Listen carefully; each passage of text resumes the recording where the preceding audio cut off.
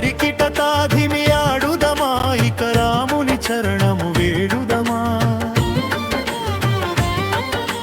రామ పాదుకలు రాజ్యము నేలిన అయోధ్యకాండము పాడుదమా